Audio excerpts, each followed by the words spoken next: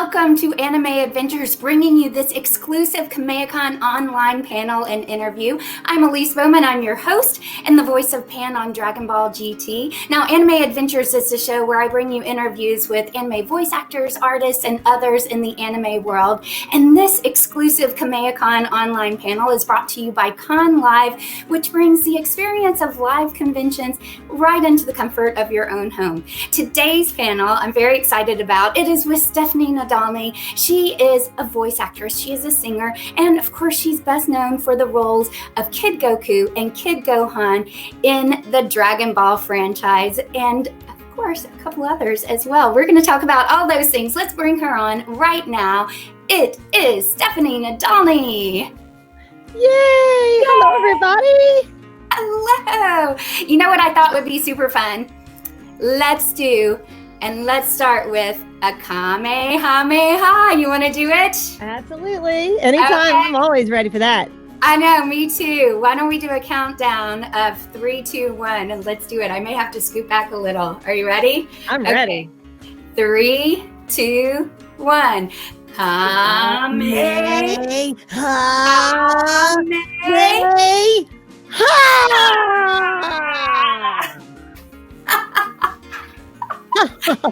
We've done several of those together because I actually have done an interview with you before that people can find on my... Oh, here it is. Oh, wow. I didn't know if it would have sound or not. Yeah, so... Check that out. Look at the action. Action right there. Yeah, you and I have been at Kamehacon together before. We've done other conventions.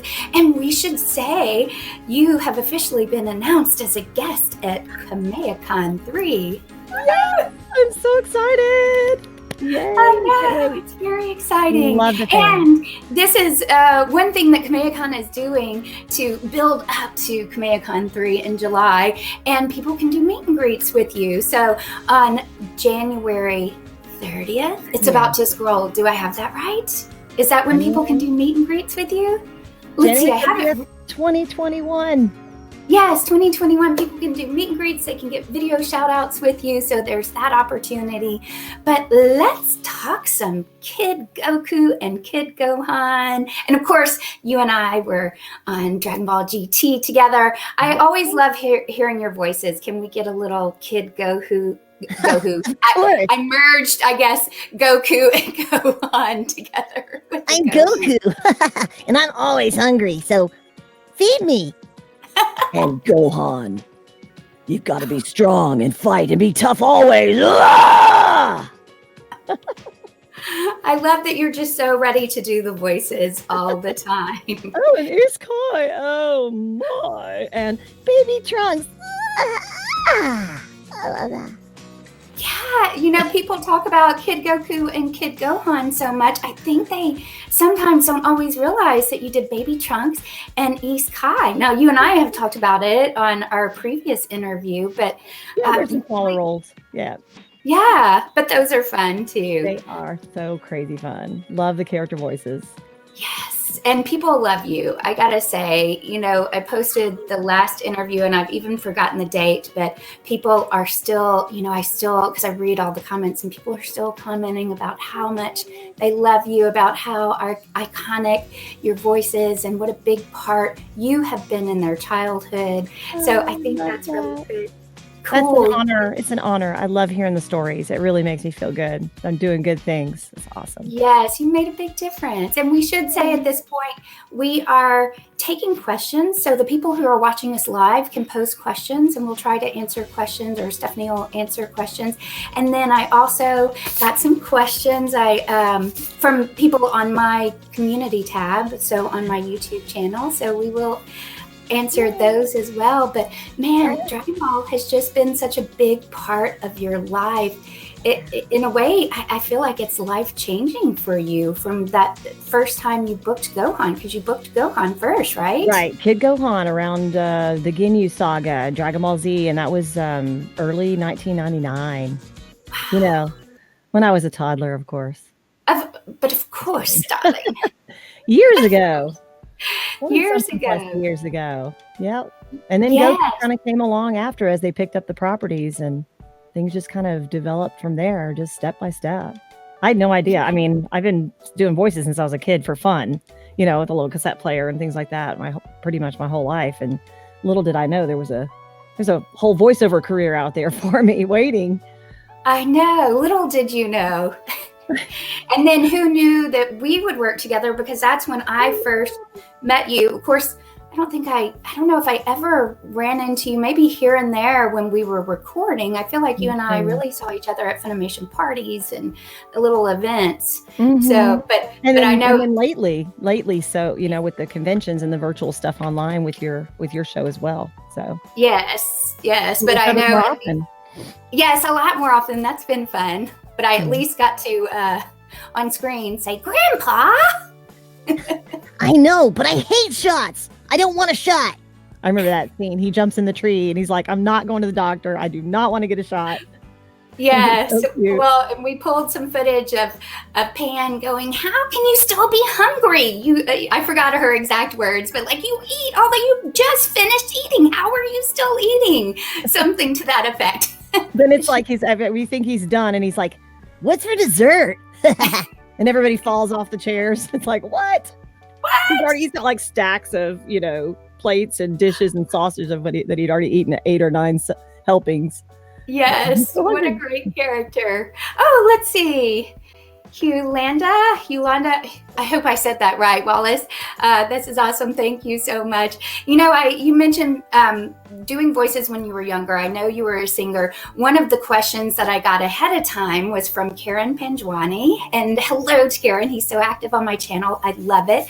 And he said, let's see, I heard that, so he had heard you were a singer too. I think he watched your previous interview. How did your singing background help you get into the characters of Kid Goku, Kid Gohan? And I would just add to that, like, how does your singing background help you when you do all these character voices? Because I know you've done voices outside of the Dragon Ball world as well. I have, it's really vocal stamina and rhythm as far as matching the mouth flaps, being that we do the English dub and we're watching the flaps, having that sense of rhythm with music. Yes. Just from a young child, and learning harmonies in church and singing and vocalizing and just being able to change my voice and have really good control over it.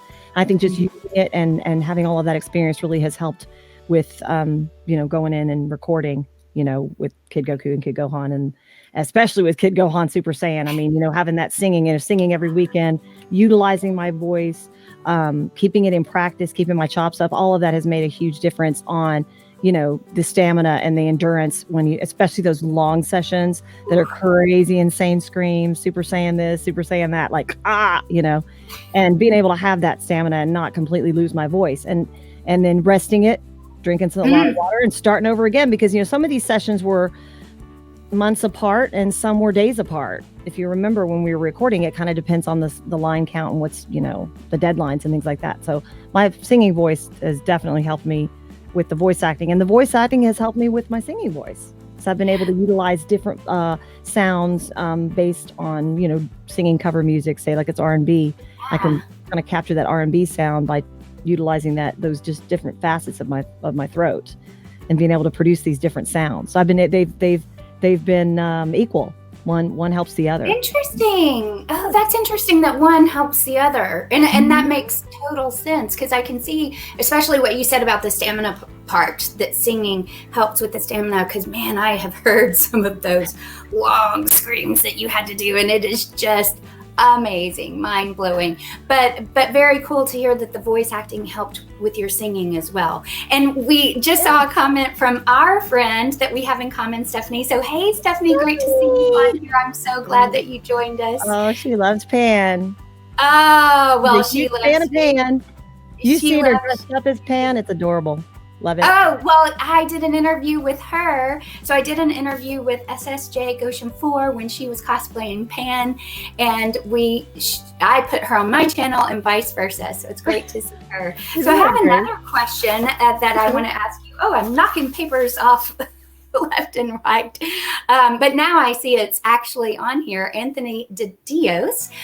Respect for Stephanie. Love it. My question is, what was your experience like playing Kid Goku in Dragon Ball GT?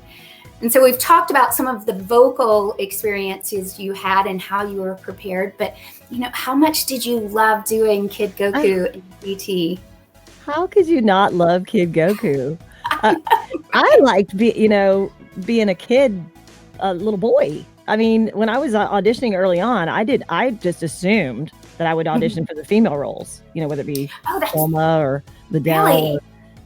or whatever. But and when I remember at the audition, they said, hey, would sound like a little boy, a little kid. And I'm like, oh gosh. So I just had to channel this little boy that from nowhere, just from midair, just like, hey, what would I sound like as a little boy? And voicing him was not only fun because it was a higher register, but the whole rambunctious, carefree, I'm not scared of anything, I'm a cool little kid, and he doesn't know his own strength. I mean, he's so innocent and he's so funny. I think that's what I liked most about it. It was a slapstick. It was funny. I love comedy. I love to laugh. I love to make people laugh. I love to hear people laugh. And I love children. Love children. So to be able to play the voice of a child, a little boy, how fun.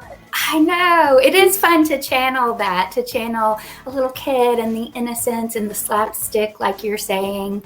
Because I thought it was so much fun to do Pan too. She's right? Younger. It is. And to think back, well, for me, I didn't have to think about being a boy, but think back of what I was like when I was young and that age. Right. So how cool. Yes. Let's see. Oh, now we're starting to get some questions. Yeah. Oh, okay. So someone asks, how would someone get into voice acting? What's your take on that? How someone would get into voice acting? Because I get asked that a lot. I bet you do too. So what is your advice for someone getting into voice acting? I don't think there's any real actual rule book or step-by-step guide, because I think it's honestly just being in the right place at the right time is a lot of it. But I think also honing in on your talent and your skill, and then presenting that in the form of, say, a snippet demo, whether it be just your basic voice, maybe just run through some of your character voices. There's plenty of copy online. There's workshops you can do. I personally found that it was really helpful for me to have to get right into anything and everything involving the voice, whether it be, drama. I did community theater, sang in church, musicals. I ended up majoring in drama in college, actually. I was already a singer, so I thought, hey, let's get some acting chops going. So, I did a lot of that and learned a lot in college. And I think just getting your hands in as many pies as you can, as far as utilizing the voice, learning what you can do, what are you best at, and then hone in on that. And if it's a lot of stuff, that's great, but put it all on a demo of some kind, whether it be, with the computer age and technology, it's crazy. It's not even CDs anymore, MP3s. It's all, sound files that you can do. Yeah. You can do them in your home. There's software. There's all kinds of stuff online that you can set up your own home studio. It can be super simple. Just make sure it sounds clean. And then you can submit to agents. For me, honestly, I ended up, getting to know the right people at the right time with the singing in the studio and meeting Barry Watson. And that's kind of how everything happened with me personally, years and years ago. But having an agent is helpful as well, because it helps you get other work throughout the week, or, especially now with the pandemic and not being able to perform live so much, with the virtual cons and things like that, which is great that they're offering it. But just get out there and do whatever you can, perform, sing, dance, act, take lessons, watch, listen, record yourself, listen back, hone in on it, see what you're really good at, and then fine tune that craft, and then get it on a demo and get it out there so people can hear it. You're right. You said it well. Practice, practice, practice, then get it out into the world. Just get started. Yeah. I think that's so key. But I think I didn't even realize, like I said, when I was younger, I was constantly vocalizing, whether it be singing or making crazy voices or calling my friends up and prank calling. I mean, there was always something I was doing with my voice, and little did I know that how much that would really contribute to my career. it's not like I had to go to a school or anything. It was kind of like I was already learning, and just from playing with people and vocalizing. That's interesting. Well, and see, I was the opposite. I kind of got made fun of when I was little because I always had a high voice. So no. So kids are so mean, right? The bullying. Huh? Kids can be so mean. I know. The bullying. But I kind of turned that into something, and now I book characters that are young. Yeah. And so you go, sometimes, and I got started after college. So you can do things that, maybe you never thought you could do, and you can start anytime. So here's an example of you had been doing it all your life. I never thought I could do something with my voice, and I'm making a living from it. So just goes to show, no matter where you came from or what your background is, just get started. Like Stephanie said, just practice and get going with it. Yeah. I mean, I had a microphone in my hand at age 3. My dad had a stereo, and this was years ago. We had the 8 tracks, and then moved into cassettes. And so, I mean, he could not get that. I mean, it was time to go to bed, and I would literally be still hanging onto the microphone, and my dad would say, "You've got to put the microphone down and go to bed." And I'm like, "No!" And I would just cry, and I just wanted to play on it and listen to it and record it and sing, and just got in music, and I just knew from a little bitty girl that I was going to do something with my voice, and I definitely wanted to be a singer, and the voice acting is just a huge bonus. That's really cool. Well, I want to move on to another question, because I got a question that I thought was really interesting. It's from Abstar, and she's very active on my channel as well, and I was roughly the same age as Gohan throughout the Frieza Cell saga, and much like Harry Potter, I felt myself growing with Gohan on his journey. Do you feel Gohan/Kid Goku changed you as a person as well while voicing them? That's a great question. Yeah, that's a great, deep, thought-provoking question. I like that. Really? It's funny. It's funny that question came in now, because honestly, through my journey of recording Kid Goku and Kid Gohan, particularly Gohan, with his adversity, he had so much adversity inside of his mind and his psyche about, when and where and how much strength do I have, and when should I unleash this strength, and when should it, be something that I can lean on to help me get through my life. Well, it's kind of mirrored my life here, especially over the last 5 to 6 years, is this whole journey with Gohan and kind of holding back and, kind of like, okay, watching not only myself get bullied, but other people around me get bullied. I moved around every 2 to 3 years when I was growing up, and it was very difficult, being the new girl all the time.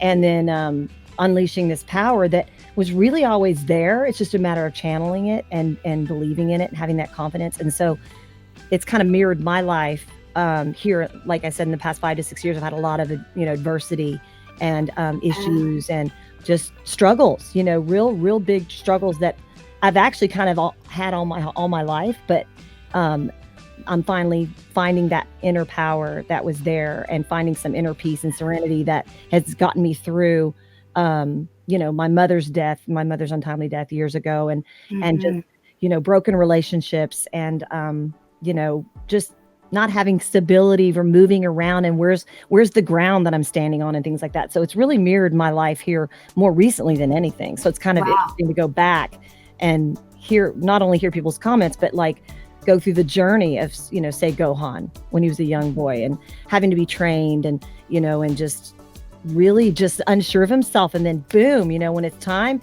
his dad's in his head, like my mom's in my head. It's like, you can do this. Just do it. Grab it and go. And so it's great. It's a great real parallel here. It really is. And how interesting that even though you voiced the character a while back, there are some parallels now through the struggles of personal life. Yeah. Isn't that crazy? Yeah, that's really interesting. It's good that you kind of have things like that to pull on. And I can channel that kind of that strength from Gohan, and how he finally was like, I can do this. I've got one arm left. I am about to go down, and no. And then he channels it all, and then that last big giant blast. It's like, wow. It's like, yeah. And now well, that's person. I'm like, woohoo! This is great. I feel like I can do anything now. Come on. I can take it. What you got for me? And I know you've been through some stuff, tough stuff. You and I have had some talks, so I'm glad that you have been able to find peace and serenity and go forward, because all of us have. I mean, it's not just hard. People have tough things that they have to go through. So it's nice some you can control and some you can't, but the stuff you can control, then get it together and do it. This is it. This is power through. Come on, power through it. I like that. Yeah, power through. Thank you. That was a great question. Let's see what else that we have. Oh, and we forgot to say the voice acting question came from Lori Norris. So thank you for that. Great question too. So let's see. Oh, Ozzy says, "Hey Ozzy, how is it hard to expand your voice to sound?" Oh, what's that? I think I know that Ozzy. Yeah, it's Ozzy. Oh, Ozzy Wallace. Different Ozzy than I was thinking, but hey, Ozzy Wallace the Third, is it hard to expand your voice to sound like completely different characters, or do you just alter your normal voice? You do sound completely different when you're doing these characters. How do you make that shift? Like I said, I was practicing as a kid just for fun, and I just did it my whole life. I still do it around the house. I mean, I'll mimic something I hear on the commercial, or I'll mimic, Wanda Sykes or something, and I can just kind of, I don't know. I hear it, and I can hear it in other people's voices too. Like I can hear when someone has a unique voice, and I always make sure to tell them, you have a really, really unique voice. Like some people just have a really cool, character or unique normal voice, and I don't know, I think it's just from being so into voices. I mean, I'd watch TV, I'd record things and mimic it back. I mean, I've just been doing it so long, it's almost like it's second nature. It's like I'll hear something and then I'll instantly be able to know where to go in the throat to produce it. And so I guess I alter my normal voice. Fortunately, I've been able to alter it way more than I realize. You'd think you just have this one voice and it's all you got, but some people just have this talent that you can just turn on. And I think I said being a singer, vocalizing, and I was mimicking as a child, even singing my favorite, bands, 70s and 80s groups and things like that, and Donna Summer. And I even try to mimic Neil Diamond. I mean, I grew up with Neil Diamond, if you know what I mean. It's like, I heard it for so long, and I still listen to music all the time. Like it's my go-to. It's my therapy is music. Wow. And so I mean, it's just a craft that became what it is through life experience of just using my voice. Just playing around with my voice. It's fun. I love it. That's awesome. Some people just have the gift. And by the way, I just saw that on screen that Ozzy Wallace is Ozzy Osdavirus. He's so talented. My face is red, I think, because I just interviewed Ozzy, and his is coming up on Anime Adventures. That's so funny. Yeah. We appeared together in, I believe, San Angelo. We were next door to each other in our booth, and we just had a blast. And his little girl was running around. And of course, I love kids, so I was having a ball with that. So yes, well, and I've got Ozzy's print right behind me. I've got a great one too. I'm putting up on the wall. It's unbelievable. It's the coolest. I think it's little Goku carrying like a big bowl of noodles. Oh, that's he's like running with these noodles. He's always hungry. Don't you have a Goku and Gohan figurines behind you? I do. Look at Goku. Yes. Goku. Kid Goku. It's time for training. He's got his little back. So fantastic. He loves Master Roshi. He's ready to train every day. Come on, I'm ready, Ready. Oh. Carrying milk up the mountain and back down with little Kid Krillin. And then this here is also Goku with his power point stand. Yeah. My Gohan. I don't know if I have a Gohan back here. I need to get a Super Saiyan Gohan. Oh, that would be awesome. Yes. I love your setup, by the way. Here we go. Oh. This Nice. light cell is meaningless. Ah! So I get to be a man too. This is fun. Not just a kid, but a man. I'm a man. But man, it's so funny hearing that coming out of you. Let's do one more question. And let's see, Craig. Out of all the series, what is your favorite ending? Oh, Craig says mine is GT when Pan was an older lady watching the world tournament and sees Goku in the distance. Oh wow, my favorite ending, or maybe just one of your favorite, because that could be tough when we. It's hard sometimes to think about those right off the bat. What is your so long since we've recorded? Yeah. Or maybe just one of your favorite. Do you have a favorite memory, even of recording? I always like hearing those stories. Well, Kid Goku and that silly innocence is just so fun. And I just love it when he's a little kid hanging out with Master Roshi. And all he wants to do is train. He just wants to fight. He wants to train so bad. He'll just do anything. And I think that there's just some funny moments back when, he's hanging out with Master Roshi as a little boy. And, running up the stairs and Master Roshi's in the bathroom and Master Roshi comes out and he opens the door and Goku's like, "You're stinky." And then like not knowing a difference between a girl and a boy, let alone like a maybe an unattractive female and an attractive female. He's trying to teach him what that is. And Goku doesn't know the difference. It's like, I like both. And then the time that he completely just eats everything in the refrigerator, even the last stick of butter. And he's just sitting there on the floor, and Master Roshi's like, "I've been ramsacked!" He's like, "Even ate my last stick of butter." I like your voice for that. Oh, and there's another one. I'm sorry, I got to say this one. So there's one particular time when, so I'm supposed to mimic the picture. Remember when we would record and we would look at the picture and we would watch what we were doing, and sometimes I would find myself moving. Oh, yes, of course. Like we were doing with, So little Goku's running around and he's running and you're just like, which goes on and on and on forever, right? And then at some point he jumps into the water and I was so into it and I was so excited and I was following everything so closely and I was like, and I made the sound of the water I don't know why. Director was like, I think it was Mike McFarland. He was like, "Did you just make the sound effect of the water that you just jumped in?" And I was like, yeah. He's like, we can handle that. You're just fix that in post. I was like, I was just so into it. I was just focused on what he was doing and I was just gonna mimic everything I could possibly do. They can move that around too. Sometimes if we miss it, we can do it again and then they can kind of move it back. So yes, that's funny. Did you ever find yourself at home like starting to do sound effects, especially when you first started working up there? Well, early on I remember like I wanted to do a good job. I wanted to do a good job so bad. I wanted to please the director. I wanted to give them what they were looking for and make this be in for the long haul. I wanted to deliver the goods and then continue to do so. And fortunately, once, I don't know how it was for you personally, but early on, when I came in early on, it was not very often. It was like maybe every few weeks or even a month or two before I was needed again. And so early on, getting back, what's cool, being a mimic. This is the good thing about being a mimic is they would just play the voice back in my head from the time I was there before. Yeah. Which was great. And then I would just mimic myself. It's funny to mimic yourself. Yes. I would mimic myself. Like, oh yeah, I remember. Where was it again? Oh yeah. Right there. Uh-huh. Yeah. I know that's what people have asked about, matching the voices. And sometimes if it has been a while, they do play it back in your head so you can mimic yourself. Mm-hmm.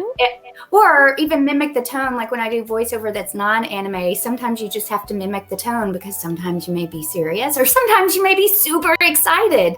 So sometimes you even have to mimic the tone that you did for that moment, whether it's anime show, non-anime. So it is interesting to have to mimic yourself in your head. And it's helpful when they tell you what's going on in the scene and they say, okay. And they give you a chance at it and you'll just give a stab at it, say shock and awe, which I don't know how many times Gohan did shock and awe and how many different ways you can come up with shock and awe. And then you remember we would do it and I'd say, hey, okay, higher stakes. Could just literally do it right then. And I remember I was dubbed reactress. They called me the reactress because the reactions actually came easier for me than anything else early on. Was just the all that stuff. I don't know why. I don't know if it's just from being silly as a kid and doing the voices when I was playing around. Yeah. I don't know. It just became, I don't know. It was easy. Well, I always let my favorite bit of direction when I started was from Chris Bevins when he would say split the difference for like a short little sound effect or something or a noise where you go, yeah. Okay, a little shorter. Yeah. No, okay, split the difference. Yeah. And you're like, Right. Was that split the difference between, 3 seconds, 1.5 seconds? Like, Right. But if and I've told that story before, but it was my favorite bit of direction from him. My dog wants to say hello. Oh, okay. Oh. This is Brady. Hey, Brady.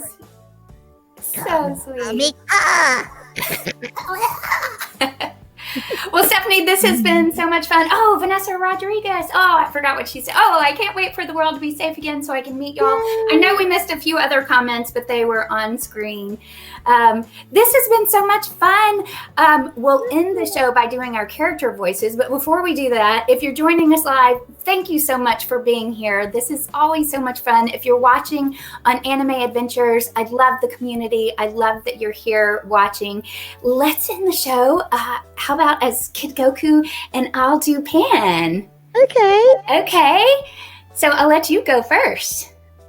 Hey, Pan. Oh. When do we... I don't know what we're doing. We'll just say bye. Oh, yes. Hi, it's Goku. It's my granddaughter, Pan. Grandpa. Thanks for joining us, everyone. I'm so glad I got changed back into a kid. Job security. Bye. See you later.